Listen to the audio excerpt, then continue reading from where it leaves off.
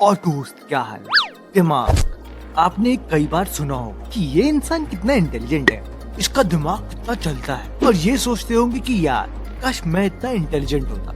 अब भाई मैं ये तो नहीं जानता कि आप इंटेलिजेंट हो या नहीं, लेकिन मैं ये जरूर जानता हूँ कि ये वीडियो देखने के बाद आपका इंटेलिजेंस लेवल बढ़ने वाला है, क्योंकि पहला काम तो आपने कर ही दिया है। इस वीडियो को क्लिक करें। सुनो मेरे भाई कि जितने भी इंटेलिजेंट लोग होते हैं ना, उनमें एक बहुत कॉमन खासियत होती है, वो ये है कि उनकी मेमोरी काफी स्ट्रांग होती है। सोच के देख, अगर आपको एग्जाम में चीजें सही ढंग से याद है तभी तो आंसर दे पाओगे, और सारा कमाल है ही इस मेमोरी का। तो चलो सबसे पहले ये देखते हैं कि आपकी मेमोरी कितनी स्ट्रांग है। तो यहाँ पर हम एक छोटा सा टेस्ट करेंगे, जिसे याद करने के लिए आपको मिलेंगे 30 सेकेंड।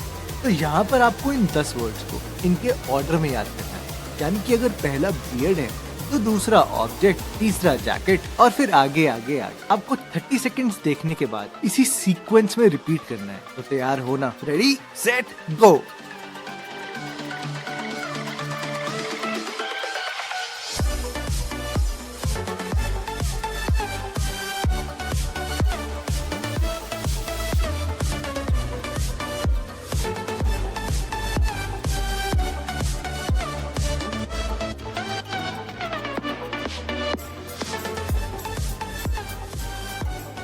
जल्दी, बहुत कम टाइम बचा है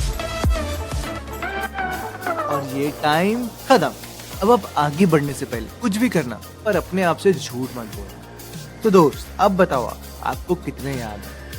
याद रखना, जिस ऑर्डर में लिखा गया था उसी ऑर्डर में रिपीट करना है, और अगर आप चाहो तो इसे लिख भी सकते हो। तो लिख लिया? तो दोस्त ये है असली लिस्ट। अब आप बताओ कितने सही है और कितने गलत। मुझे पता है कि 99% लोग पूरी लिस्ट तो लिख ही नहीं पाए होंगे, तो आप मुझे ये बताना कि आपने इसको याद कैसे किया था। आप में से कई लोगों ने इसको विजुलाइज करने की कोशिश जरूर करी होगी। बियर्ड में बियर्ड फिक्स कर दी होगी, कोई दाढ़ी वाले इंसान को देख लिया होगा, ऑब्जेक्ट में कोई ऑब्जेक्ट सोच लिया होगा, जैकेट में जैकेट पहना दी होगी। इस तरीके से याद करने की कोशिश आप में से कई लोगों ने करी होगी, और मैं जानता हूँ कि विजुअलाइजेशन से याद करना एक बहुत अच्छा तरीका है, पर क्या यही सबसे बेस्ट तरीका है कोई भी चीज को याद करने का? हाल ही में ओहायो यूनिवर्सिटी की एक रिसर्च में ये पाया गया कि लोग किसी भी चीज को याद करने के लिए ज्यादातर विजुअलाइज ही करते हैं और उसे अपने एक्सपीरियंसेस से जोड़ने की कोशिश करते हैं। अभी तो आपने उसी मेथड को रेप्लिकेट करने की कोशिश करी। जैसे फॉर एग्जाम्पल, अगर आप अपनी लाइफ में कोई भी ट्रिप पे जाते हो या कहीं घूमने जाते हो, आप खुद देखना, आपको वो ट्रिप हमेशा अपनी जिंदगी भर तक याद रहेगी। पर ऐसा क्यों होता है दोस्त? ऐसा इसलिए होता है क्योंकि वो आपके लिए एक एक्सपीरियंस है, आप उस एक्सपीरियंस को फील करते हैं। और डॉक्टर स्टीवन हंटली के अनुसार ये आपके ब्रेन के लिए एक मेंटल एक्सपीरियंस है, यानी कि आपका शरीर, आपका दिमाग, आपके सारे सेंसेस उस चीज को फील करते हैं। और ऐसे कोई भी ट्रिप पे जाना आपकी रोजाना जिंदगी से थोड़ा सा हटके होता है, तो वो एक नया एक्सपीरियंस होता है। तो अब इस वीडियो में मैं आपको एक नया एक्सपीरियंस कराता हूँ, आपको एक नई चीज बताता हूँ, जिसको जानने के बाद आपका जिंदगी के लिए नजरिया ही बदल जाएगा। यकीन नहीं होता ना? बस मुझे 1 मिनट दो। 1 मिनट के लिए ध्यान से, बहुत ही मन लगा के मेरी बात को सुनो, और सुनने से पहले अपनी आंखों को बंद कर लेना। बस 1 मिनट। तो शुरू करें। तो एक बार क्या होता है कि आप सुबह सुबह उठते हो, और आप सुबह उठते ही खिड़की से बाहर देखने जाते हो, और बाहर देखते ही आपको दिखता है बहुत सुंदर इंद्रधनुष। क्या दिखता है? इंद्रधनुष।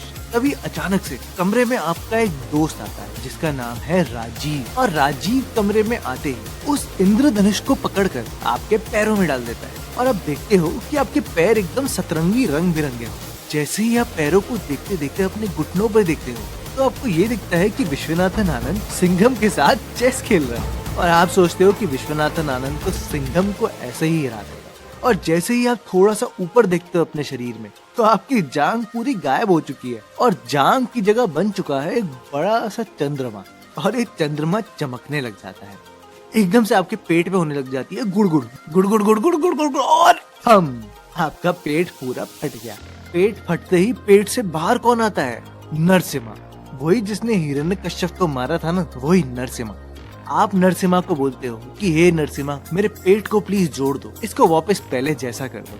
आपकी दुआ को सुन के नरसिम्हा आपका पेट तो जोड़ देते हैं, लेकिन आपके अंदर एक अलग ही शक्ति आ जाती है। और आपकी छाती पर एक देव बन जाते हैं।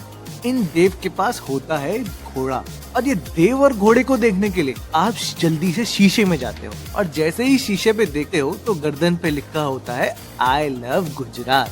क्या लिखा होता है? I love Gujarat. और जैसे ही आप कुछ बोलने की कोशिश करते हो तो आपके मुंह से बिहारी निकलने लग जाती है। तो आप बोलते हो ई का हुई कबा, अरे हम तो बिहारी बोल रहा है। और परेशान होकर आप एकदम से अपने सर को पकड़ लेते हो और आपने सर में पहनी होती है एक पगड़ी, यानी कि अब आप एक सरदार बन गए हो। और अपनी शक्ल को देख के इतने परेशान होके आप चीख के बोलते हो मित्रों मुझे बचा लो। क्या बोलते हो? मित्रों मुझे बचा लो। तो दोस्त ये कहानी थी तो बहुत ही अजीब लेकिन बहुत हटके थी। और अगर मैं आपसे ये कहूँ कि इस छोटी सी अजीब सी कहानी से मैंने आपको हमारे देश के पिछले 10 प्रधानमंत्री रटवा दिए, क्या आपको यकीन होगा? यकीन नहीं होता ना, आज मजेदारी देंगे। तो सुबह सबसे पहले आपने क्या देखा था? इंद्रधनुष, यानी कि इंदिरा गांधी। कमरे में एकदम से कौन आया था? आपका दोस्त जिसका नाम था राजीव, यानी कि राजीव गांधी। राजीव ने इंद्रधनुष को पकड़ के आपके पैरों में डाला जिसकी वजह से आपकी नजर घुटनों पे गई। और घुटनों पे चेस कौन खेल रहा था? विश्वनाथन आनंद और सिंघम, यानी कि विश्वनाथ सिंह, वीपी सिंह। उसके बाद आपकी जो जांग थी उसमें बन गया था चंद्रमा, यानी कि चंद्रशेखर। फिर एकदम से आपके पेट में हुई थी गुड़गुड़ और पेट से बाहर कौन आया था? बिल्कुल सही, नरसिम्हा, यानी कि पीवी नरसिम्हा राव। और एकदम से आपकी छाती पे बन गए थे देव जिनके पास था एक घोड़ा, यानी कि देवक घोड़ा। और एकदम से जब आप शीशे में देखने गए थे तो गर्दन पे लिखा था आई लव गुजरात, यानी कि आई के गुजरात। और मुंह से निकल गई थी आपकी बिहारी, यानी कि अटल बिहारी वाजपेयी। और आखिर में आपने सर पकड़ा था तो आप बन गए थे सरदार, यानी कि मनमोहन सिंह। और एंड में आपने बोली एक बहुत ही बढ़िया बात, मित्रों, यानी कि मोदी जी। तो याद हो गए ना आपको ये 10 प्रधानमंत्री। और मुझे पक्का यकीन है कि आप ये कहानी कभी भी नहीं भूलने वाले। अगर आपने इस कहानी को एक बारी फिर से अपने दिमाग में याद किया, आपको ये बात पूरी रट जाएगी, वो भी जिंदगी भर तक। अगर आपको यकीन नहीं होता तो आप ये कहानी 4 लोगों को सुना कर देखें, उनको भी हमारे देश के पिछले 10 प्रधानमंत्रियों के नाम रट जाएंगे। और दोस्त इस टेक्निक को बोलते हैं बिजार विजुअलाइजेशन, यानी कि हम विजुअलाइज तो करते ही हैं लेकिन इस टेक्निक को हम खास तरीके से विजुअलाइज करते हैं। हम चीजों को अपने से जोड़ते हैं और उसको ऐसे विजुअलाइज करते हैं जो कि जिंदगी में कभी हो ही नहीं सकता। क्या आपका पैर में कोई रेनबो गिरा सकता है? नहीं। और यही आपके ब्रेन में आपके सारे सेंसेस को छूने की कोशिश करता है, आपको एक फीलिंग देता है जिसकी वजह से आप इस एक्सपीरियंस को, जो कि इस केस में एक कहानी है, उसको आप हमेशा याद रखोगे। और अगर इसी तरीके से आप पढ़ोगे ना तो मुझे पता है कि आप अपने पेपर के आखिर के 14 दिनों में पढ़ के बहुत ही अच्छे मार्क्स ला सकते हैं। और मैंने के लिए ऐसी और वीडियो जरूर